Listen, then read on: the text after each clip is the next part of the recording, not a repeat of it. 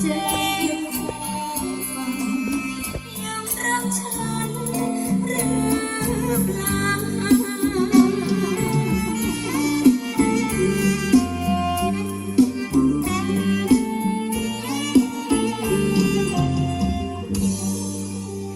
สวยๆจากบาทเนี่ยค่ะ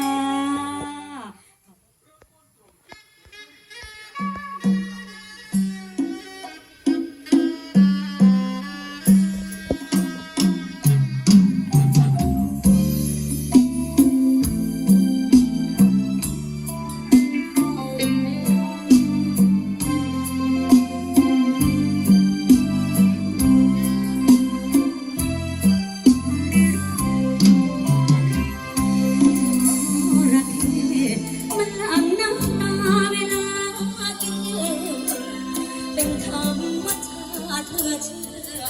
เราให้ไปแล้วกินเหยื่อไปเขาให้ชื่อว่านั่นคือลีลาแสนเสียใจ